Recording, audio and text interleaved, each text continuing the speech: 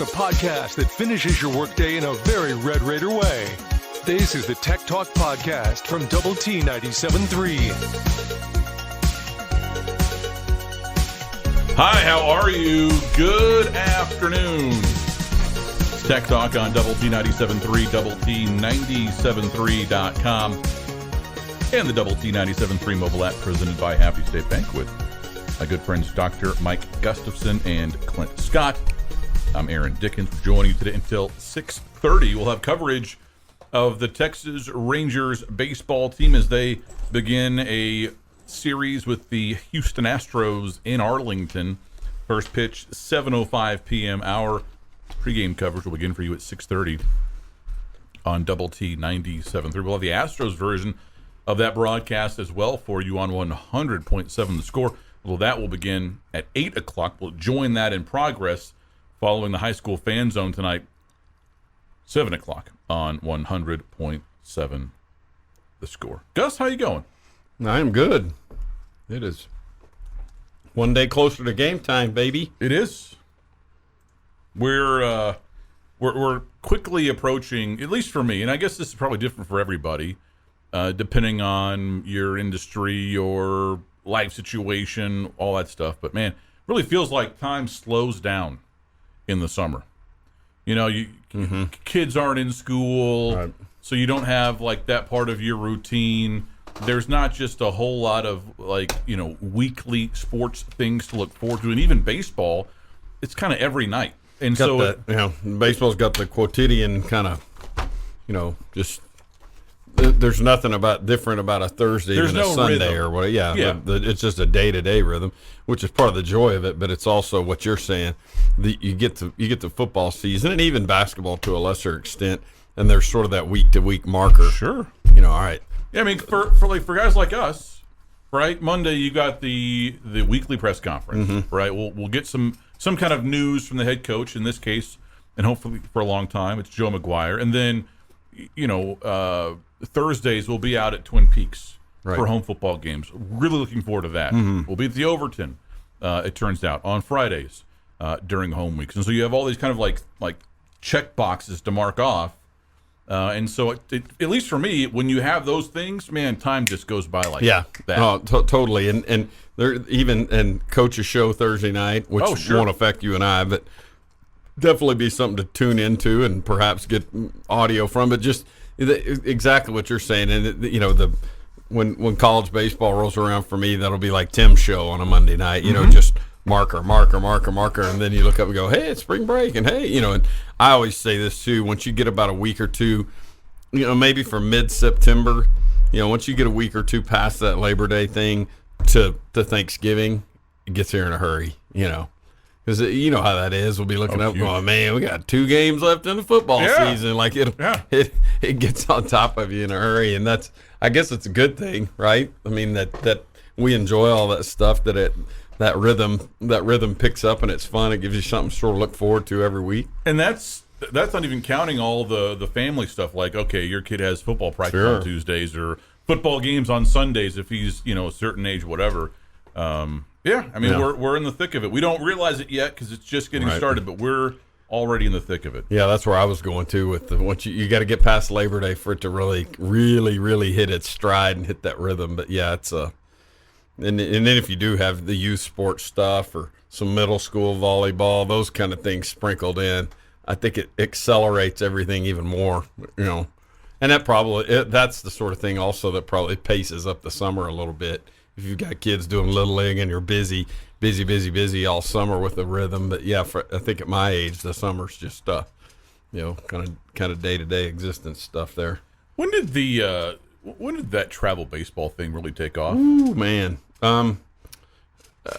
It was picking up in the late aughts. But I would say over the last 10 to 15 years, it really took off. And then now I'm not going to say it didn't exist before that, but it you know, there was a time that sort of thing, and I'm gonna split some hairs here with the words, but there was a time that was select baseball, and I think that's been broadened out just to say, hey, you pick a team of your friends, and then you go, we select our team and you enter. when I was playing, and really shortly after I quit playing, which is in the early 90s, you almost had to be selected. The summer programs and the really high-end beat Dallas Mustangs back in the 90s, the Burke Burnett Black Sox, those type deals. They called you up and asked you to, and what's happened over time is that's transitioned into, there's plenty of organizations out there, and you can argue about, and you probably even look at records and results and find what you want. You want high-end, high-leverage, Division I scout's going to see you play, or you just want to look for a developmental situation, whatever. All of that stuff's out there. But, man, when I was a kid, those things, well, they didn't really exist when I was a kid, but, in the 90s, it was very much of the best player or two out of each area, and into the early 2000s, the best player or two would sort of get plucked and invited, and now it's sort of everybody's involved, and it's kind of the expansion of high school playoffs, big time, and it's probably made things a little bit difficult on the Little League, the actual entity, the Little League World Series just ended last week, because there's a lot more teams and stuff that are going to straight select. And I'll always maintain that the 2007, our Lubbock team that went to the Little League World Series got really good, not because they all jumped onto the same team when they were 6 years old and bludgeoned people for 12 years. It's because they grew up playing against each other when they were little. And you go over there to a Western Little League game back in those days, and you might see Stephen Smith facing Tyler Thorne, and you go, whoa, what's the big deal about that? Well, that guy went to Stanford, and that guy went to Texas Tech. Garrett Williams is still pitching in the Cardinals organization. You might see him pitching against, Taylor Bridges or whatever. That guy threw a 3-hit shutout in the state semifinal game in 2011.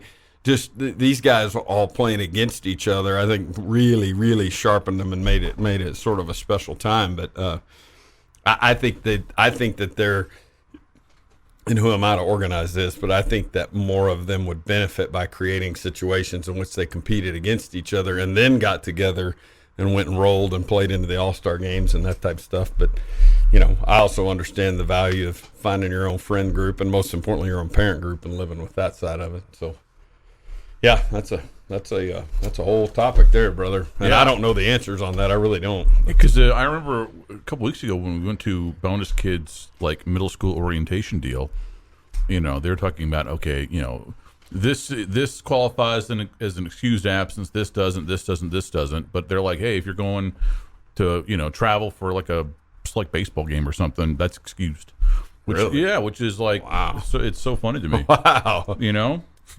That's it doesn't. He doesn't play sports. It doesn't really affect us at all. I just thought that was interesting. It becomes a little bit easier, I thought, that when and our daughter did the volleyball stuff and some soccer stuff, I think, but not necessarily select. But it got easier when it got into the school age, and that stuff you got into your school calendar, and it wasn't a zoo. The toughest thing might have been Savannah's stuff.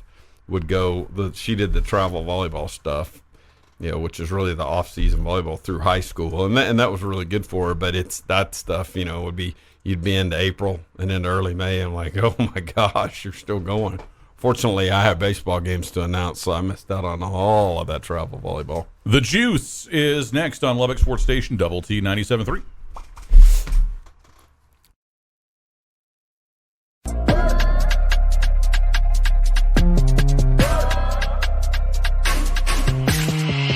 Podcast put together with Red Raider fans in mind. This is the Tech Talk Podcast from Double T 97.3. Hey, it's the Juice on Double T 97.3, Double T 97.3.com, and the Double T 97.3 mobile app, presented by Happy State Bank with Mike Gustafson and Clint Scott. I'm Aaron Dickens. Time for some headlines brought to you by our good friends at Specs. The Texas Rangers will be in action tonight, hosting the Houston Astros. Game one of a quick two-game series there in Arlington. First pitch tonight, 7:05 p.m. Central Time. Our pregame coverage will begin for you at 6:30 on Double T 97.3.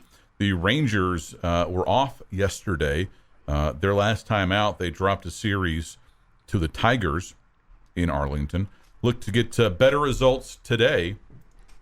Astros, meanwhile, dropped a series at home to the Orioles. So both teams looking to kind of rebound a little bit after a disappointing weekend.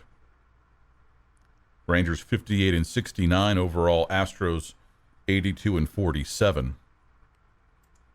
Speaking of baseball, a couple of notable home runs last night in Major League Baseball. Aaron Judge became just the 10th player in the history of Major League Baseball to record multiple 50 home run seasons yesterday when he hit a home run against the Angels. The Yankees lost 4-3. But Judge now on pace. Alert on pace guy. He's on pace to hit 63 home runs this season if he plays in all of the Yankees' remaining games.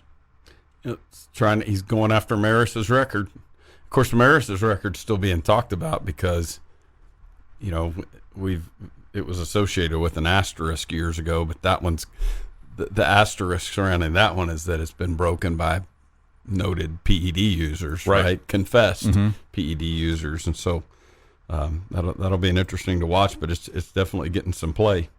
Meanwhile, in Cincinnati, your guy, Albert Pujols, hit career home run number 694, and it came against the 450th different pitcher, which is a major league record. The pitcher this time was Ross Detweiler for the Reds, so he's number 450 on Albert's all-time, victim list, essentially.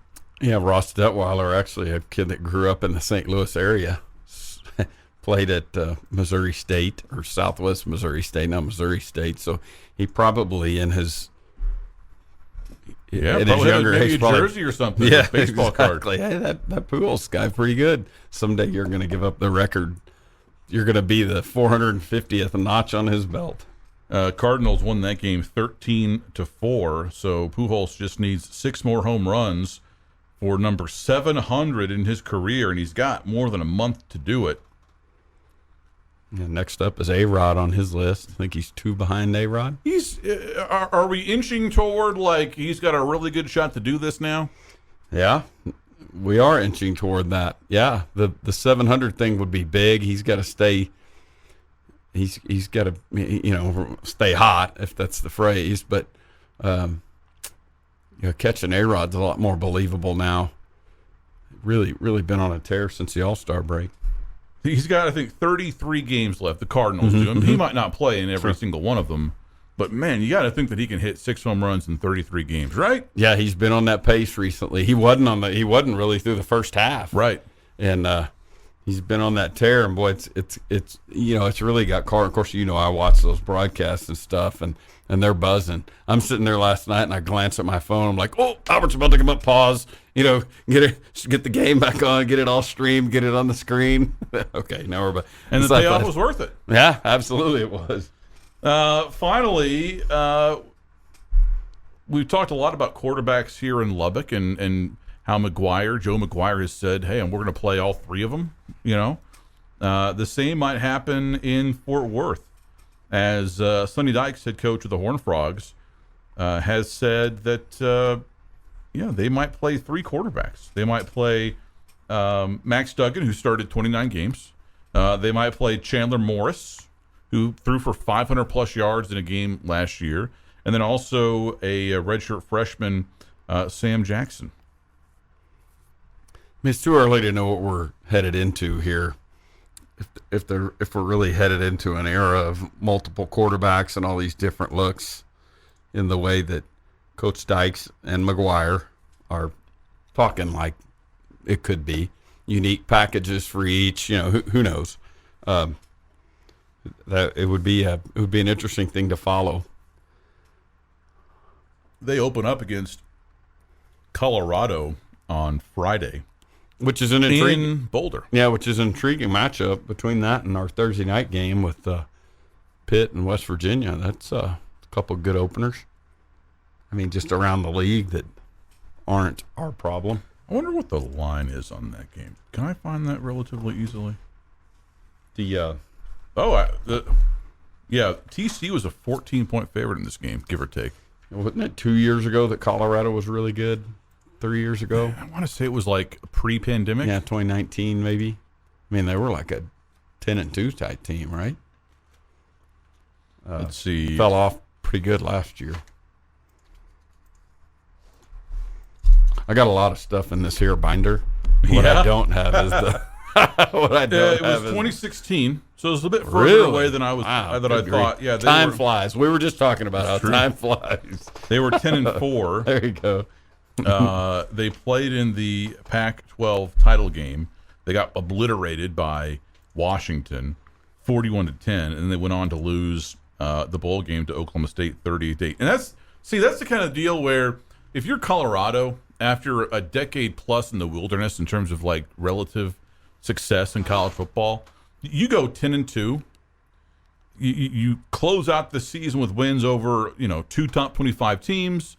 You're 8-1. You win your division, and then you go get curb stomped in the conference title game, and then you barely show up at all in the bowl game. That really stinks, right? That's like Charlie Brown football almost. Yeah, I don't really feel bad for him. It's just kind of sure. That's the crummy part. And that was 2 coaches ago. Or I say 2 coaches ago, but that coach has since they dropped off the map and he got canned, right? Who was that coach? Because there was a time, remember, right around that time, he was the guy. Colorado 10-2, man. That dude could be picking through his jobs, gets an extension. I know I got to do the same thing. Was that Mike McIntyre? Because they had Carl Durrell, who's the current head coach. Mm-hmm. Mel Tucker was the coach for a year. Yeah, it was Mike McIntyre. Yeah, he was there until 2018. He was the Pac-12 and National Coach of the Year in 2016. Right, there you go. And I think he got fired in 2018. They had Mel Tucker for a year. He went to Michigan State after a year, and then they've had Carl Durrell since 2020. And he's currently the head coach, the first-year head coach at Florida International. McIntyre is. How about that? Yeah, he spent some time at Ole Miss, I think, as a coordinator under... D coordinator. Yep. Under 1 year. Matt Luke. Yeah, 1 year. Yep, 1 year there, and then the last 2 years D coordinator at Memphis. The Juice was brought to you by our good friends at Specs Wine, Spirits, and Finer Foods. They have 2 locations in Lubbock, 69th and Slide, and also 4th Street and the West Loop behind the Whataburger. Don't you know that Specs will be hopping? If it's not already hopping, it'll be hopping by Friday night. You go in there on Friday like, oh, yeah, I need to run home. On my way home, I'm going to run to the Specs. It's like, that place is going to be bustling. You better get in early. Because they've got it all. That place is like a grocery store sized. I can't remember. I've actually wondered what was at the Specs, the one out on Slide and the Loop, what that was.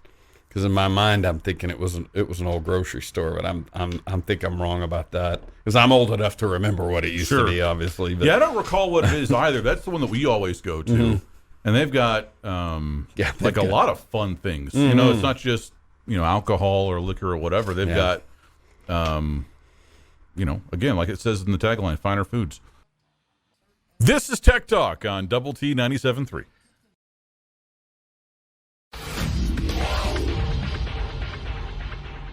The podcast that finishes your workday in a very Red Raider way. This is the Tech Talk Podcast from Double T 97.3. Hi, how are you? Good afternoon. It's Tech Talk on Double T 97.3 and Double T 97.3.com with my very good friend Mike Gustafson. I'm Aaron Dickens. Clint is also here. We'd love to hear your thoughts and comments on the Yates Flooring Center chat line at Double T 97.3.com or through the Double T 97.3 mobile app presented by Happy State Bank. Hey, Aaron. Hey, Clint. Apparently, somebody said that Specs, the one on 69th and Slide, used to be a Bed Bath & Beyond, and then someone else said it was a Linens and Things. But either way, major upgrade. Yeah, no doubt. Major upgrade. No doubt. This on the Yates Flooring Center chat line.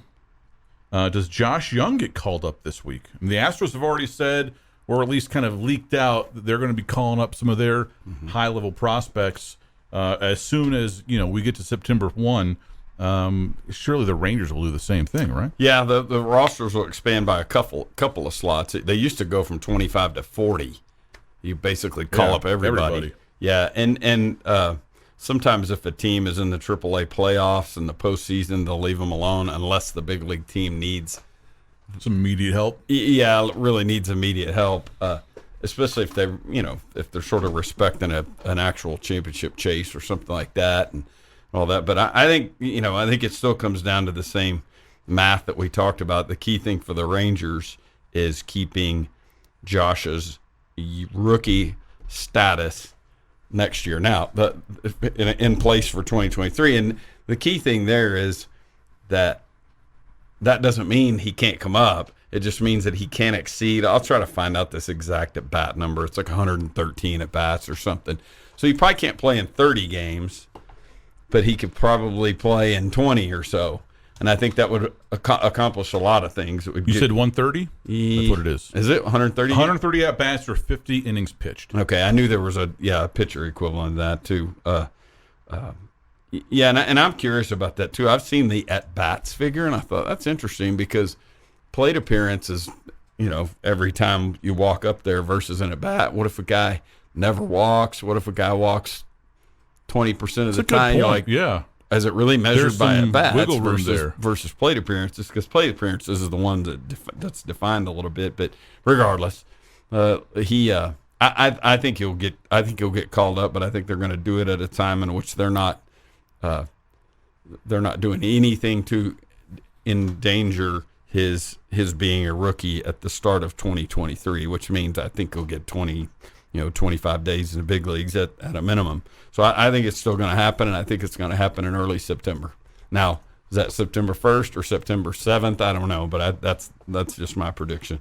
I hope it does. It'd be a blast to keep an eye on him. And I'd love for him to get that, get his feet wet this year and then hit spring training next year with an eye toward third base is my job, and, that he could be the opening day starter at third base for the Rangers would be awesome. Because at that point, it's less about the experience of wow, holy crap, I'm in the big leagues, right? Take your breath away. I'm in Yankee Stadium or I'm playing the Yankees, and next spring it's just going to be his job. Mm-hmm. Exactly, and that's exactly it. And if there was ever anybody that's capable of not having the moment be too big for him, it's Josh Jung.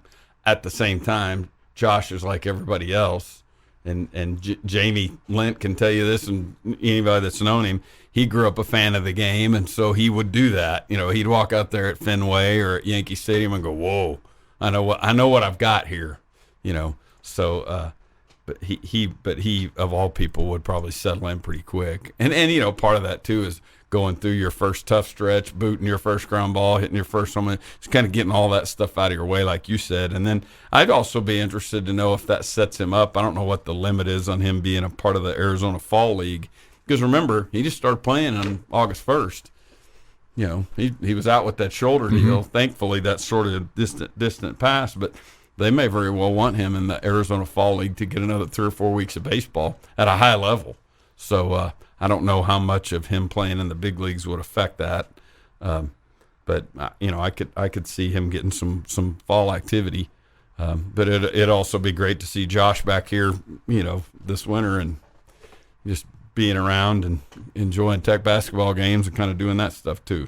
We get this in the Yates Flooring Center chat line from Paul, who asks, "What number of games do you think until we see what Tech football is this season?" Well, the Houston game is going to be a big one. Now, and that's my response. I mean, I think the Houston game is going to be a telling game. There's always teams that start off good and then falter at the end. There's always teams that start slow and get good at the end. I would hope that under a new coach and a new regime that this team finishes better than they start. I think the front end of the schedule lends itself to that. Well, and it's been a long time, really, since you've been a team or a program that has fielded a team that has really kind of come on strong in the second half. I mean, last year I went back and looked as I was kind of just doing a bit of on-the-fly research for that question, and you were 5-2 at one point. You know, I mean, you were 5-2 and staring down 5 straight games. You know, 3 of those at home, where hey, dare to dream. Maybe you go 7-5, 8-4. Mm-hmm. But you dig a little bit deeper, and I think the answer, spoiler alert, to that question is 4. I think you'll have a pretty good feel for what this team can be or is after 4 games. Because last year, the Texas game. Let's go one by one. Houston. I mean, you were dead in the water in the first quarter or so, and then you turned it on and raced out and beat them, Houston, by 17 points. Then the next week you go out and you're losing to Stephen F. Austin at halftime, and you win by 6 points. And that came down to a defensive stand by the.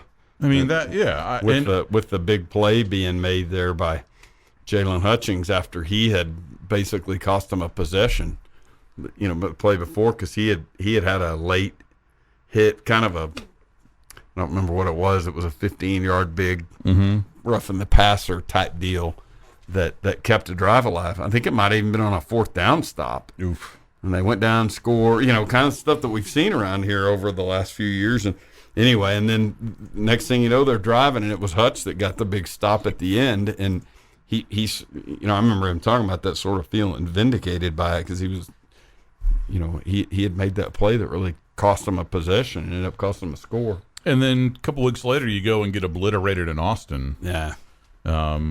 So, you look at the schedule this year, and I think it's going to be even more telling.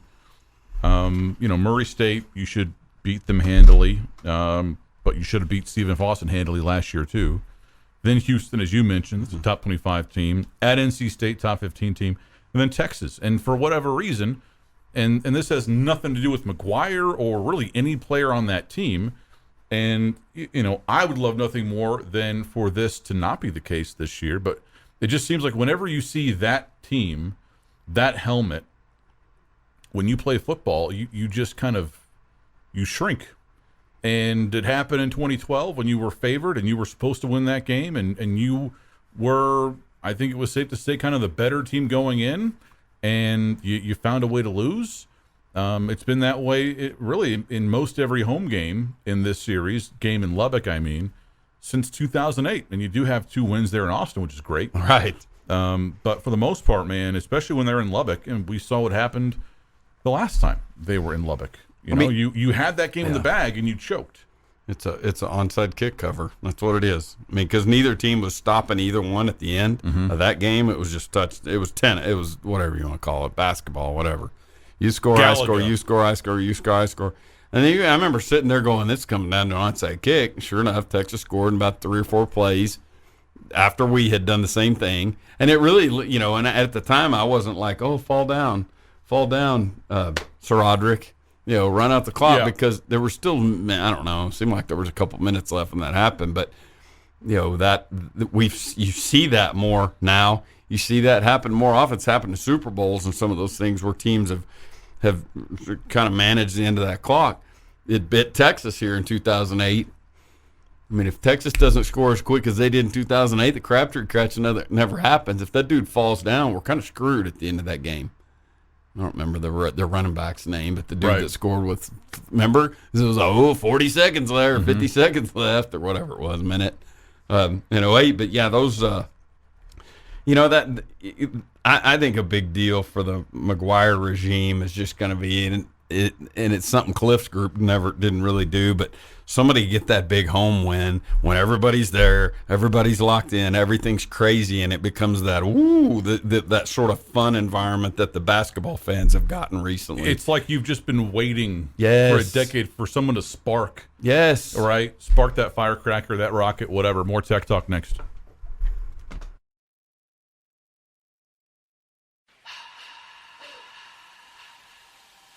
The podcast that finishes your workday in a very Red Raider way.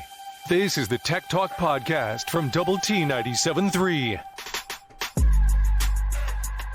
Hi, how are you? Good afternoon. It's Tech Talk on Double T 97.3 and Double T 97.3.com with Mike Gustafson and Clint Scott. I'm Aaron Dickens. We are joining you today until 6:30. We'll have coverage of the Texas Rangers baseball team coming up at that time as they open up a quick 2-game midweek series at home against the Houston Astros. First pitch tonight, 7:05 p.m. Central Time. Pre-game coverage, yours at 6:30 on Double T 97.3. We'll have the high school fans on 40 beginning at 7 on 100.7 The Score. Zach Kittley met with the media this week in advance of the Red Raiders opening game of the season. Of course, Zach Kittley is the offensive coordinator. And as you might expect, there were a lot of questions about the quarterback competition, which has since been decided and announced as Tyler Shuck being the starter. Here is Zach Kittley on what he has seen from Tyler Shuck since Shuck was named starter. Yeah, I mean, I don't think I've seen nothing that I hadn't seen before. I think Tyler, from day one when I met Tyler, he was kind of the same person he is today. He's a guy that wants to be the leader, likes to be the leader of the team. Guys follow him. I think it was probably, if you asked him, it was probably somewhat tough for him going through camp, because he's a guy that believes in himself and believes in his abilities and probably thought that, hey, maybe I should have been named the starter earlier or whatever the case may be. But he's been phenomenal, and again, at the end of the day, at this position, you want a guy that people want to rally behind. And, again, at the end of the day, no matter what situation you're in the game, you want the guys behind you to say, hey, we got this guy about to get the ball and go take us down to score, and they believe in that. And I think that's the biggest thing that he's done is get these guys, not just offensively, but defensively as well, to say, hey, we got Tyler Shuck back there, let's go win this game. Here's also Kittley on Shuck winning the job with his understanding of the offense. Yeah, I mean, I think, again, when you go back and you look at all three guys had a great spring and great fall camp, but ultimately I think just his grasp of the offense was just a little bit better than the other two. He's very, very smart, very cerebral, has a great understanding of what the opponent's doing, understands fronts and coverages and blitzes probably just a little bit more than the others. Again, it was never going to be a deal where Coach McGuire and I were battling at who it's going to be. I think if you were in this building, no matter what position you were, from the head coach to the offensive coordinator to the GA to the student managers that work with us every day, I think it was pretty apparent that Tyler Shuck should be QB1 around here. And so that was, again, it was never really a discussion that Coach McGuire and I had. It was just kind of apparent that that's where we needed to go with it. And that's where we went, and that's where we are. Gus, what do you make of that comment? Because, I mean, I thought that was very interesting, the part where, hey, if you were in this building, it was very apparent. Yeah. Because that does not – I don't hear that and go, oh, well, it was this, like, razor-tight competition throughout this entire offseason. I agree. And the talking point through, after spring and through the summer until last week was that it was a pretty good competition. And I totally – support the idea of a new coach making sure and being thorough about vetting all three quarterbacks, right? Giving all three of them a crack at it. There's really nothing wrong with the way that was handled. I don't see any drawback to that. On the other hand, over the last 3 weeks, really since camp started, or maybe a week or two into camp, we started hearing Coach McGuire had the date set, going to give it 2 weeks from 2 weeks into camp after the second scrimmage, which was also 2 weeks out from this coming Saturday's game, and he was starting to hint rather strongly about, hey, there's a guy we know who's in the lead right here, that's really, and this is probably a nice talking point to have as well to also pump a little confidence into the starter and tamp down any conversation about this is a competition, or we don't have one quarterback starting 1 week and one starting the next, like you and I discussed the Michigan situation. All of the talking points over since this decision has been made have been about how Shuck has been the best guy, and it makes a lot of sense. We're talking about a fifth-year kid versus 2 second-year kids, and so he, Coach McGuire in his talking points coming out of summer when he would lay out the assets of each of those three guys, he was always saying, Shuck's one of the smartest players I've ever been around. That's a telling compliment. That's what you want to hear out of a veteran quarterback. But I agree. It will not, though, tamp down any of the grumbling from the peanut gallery, and I'm lumping us in that as well, should you kind of struggle out of the gate at that position. Because the last time we saw Donovan Smith on the football field in a game that mattered, like a game was being played, he was, kicking Mike Leach's tail, right? And so, you have a guy that you can win with in Donovan Smith, and you can win with Shuck as well, and you have, right? He was the quarterback for that Houston game. When you beat the Cougars last year, and you were only one of, I think, 2 teams to do that. But the shift from, and you tend to see this in really every program, from like, not to get political, right? This is party neutral. Sure. But like in primaries, right? If you're running for some kind of office, whether you're the railroad commissioner or president, right? If you're in a primary, you kind of speak to your base, right? And then once you kind of get past that hurdle, you kind of speak to the broader electorate. So you move kind of back to the center a little bit. It's kind of like that with quarterbacks, right? Where when the competition is ongoing, hey guys, this is razor thin, and we're you announce this typically very late in the off season. Sometimes even you don't announce it, and you just kind of send someone out there for the first game. LSU's going to do that. Tech has done that in the past. And then once you have that starter established, it's like it was pretty clear the whole time. He's been our guy this whole time. I'm not at practice. I have no idea how that's going. I'm not saying that that's what happened here. I just think it's kind of talking about rhythm earlier in the show. That's kind of the rhythm of the quarterback competitions. Yeah, typically. I could see that. I think you and I are echoing each other in that sense that the talking point down the stretch here is going to be. I like the political analogy, but the talking point that he that we feel really good about this, and I'm anxious to see it. It felt like there was a couple of spots last year. Of course, the most recent shutout was with Donovan Smith under center, and so it wasn't. Fair. Yeah, it wasn't all roses, and I'm not dunking on him because I'm excited about his future.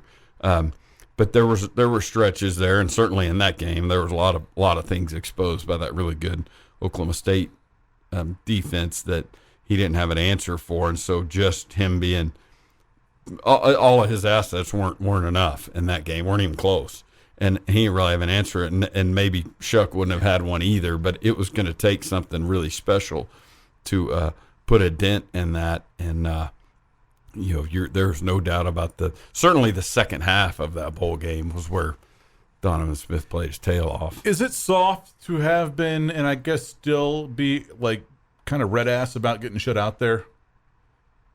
Soft about it? Well, because it's like you were going to lose anyways, right? I mean, the result was the result, but you had a pretty lengthy streak going in terms of like games where you scored points. Sure, and it's been 0, this many days. Since. Sure, yeah. Well, more tech talk next.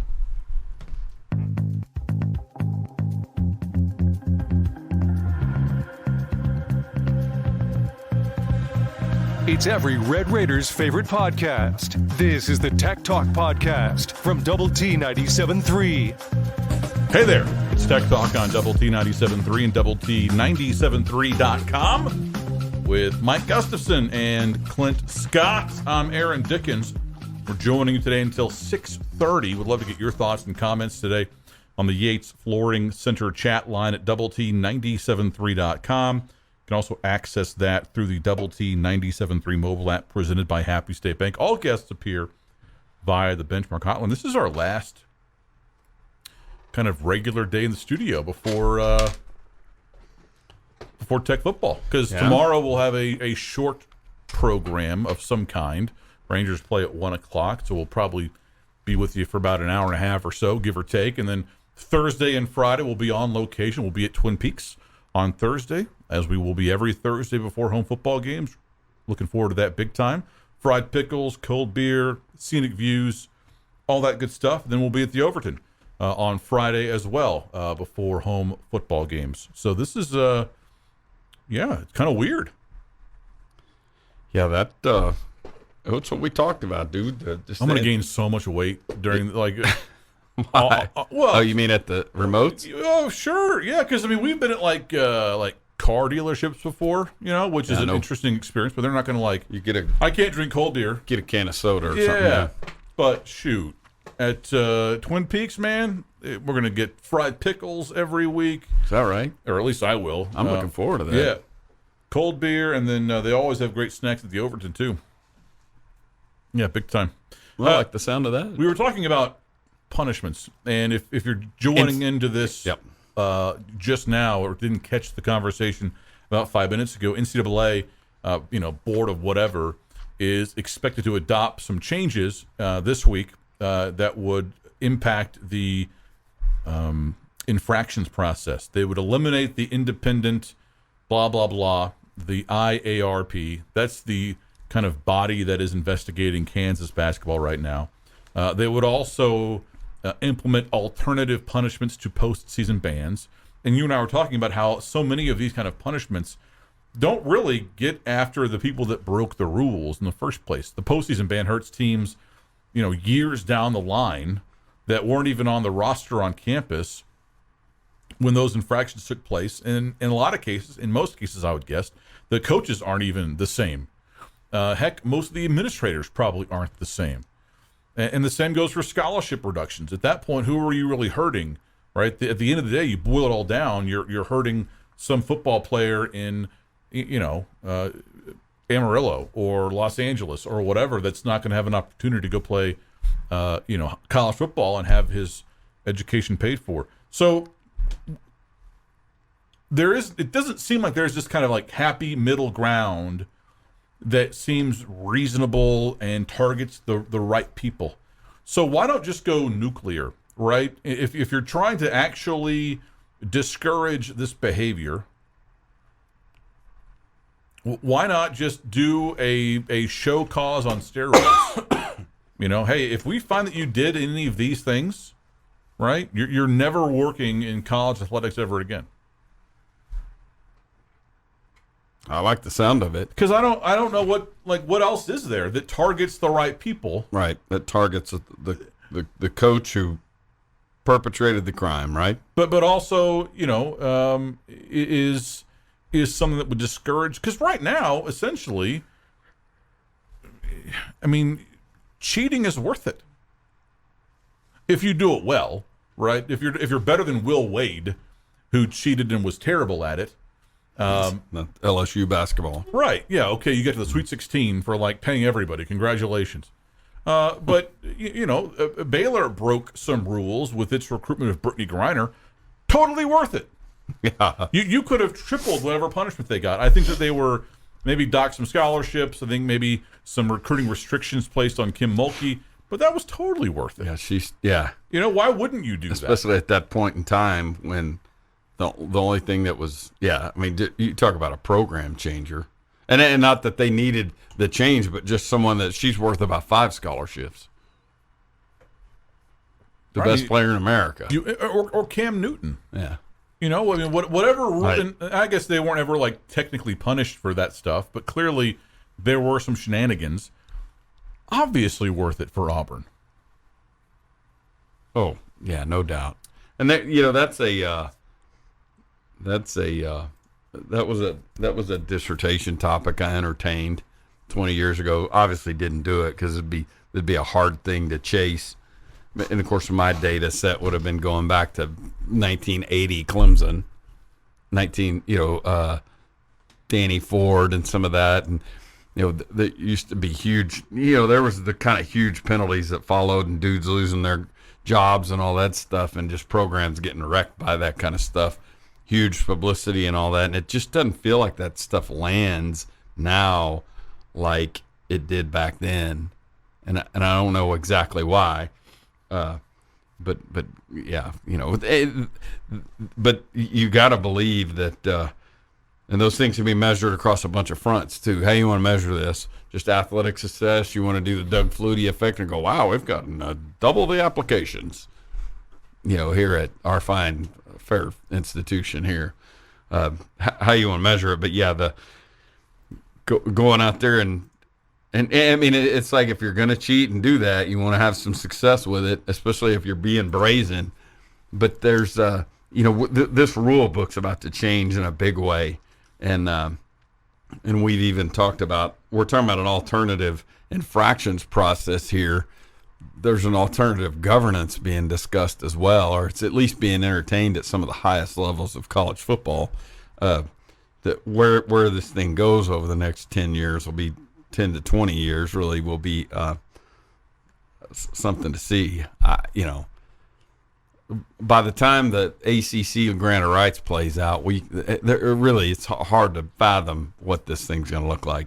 It could involve completely new governance, a 40, 50 team major league, and a different structure, regional. I mean, it could really change. This and the Yates Flooring Center chat line. So no punishment for Kansas. So what else is new? No, I think the expectation is they will still be punished. So every case that is currently in front of the IARP would still be resolved through that process, but nothing else would be kind of referred to it. That's my interpretation, at least.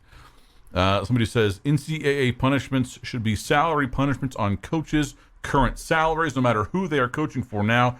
They could also ban businesses and individuals from donating to current NIL deals if they are violators. I don't know how you could police the NIL stuff because, that's supposed to be for the players, right? And I get how it's actually being used, but the on paper, definition of it is it's going to the players. Yeah, and the kind of wealthy people that we're talking about are probably pretty good at creating LLCs and PACs and who knows what not that could find a way to funnel the money to them. Sure. and do it in a way that's fairly cryptic. And Aaron, you can't donate anymore, but Aaron still finds a way to get the money. They've been outsmarting the NCAA with stacks of cash in a paper bag for 30 years, 40 years. Mm-hmm. So I'm sure that with bank accounts they can do the exact same thing. And that's sort of taking the money away from the coaches is another thing. It would be tough to regulate that, almost without a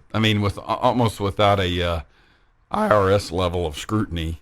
I don't think they're going to have that sort of. Because the problem is they're not employees subpoena. Of the NCAA. Sure, right. They're employees of Texas Tech University or the Florida State Seminoles Booster Club or something. And so there's.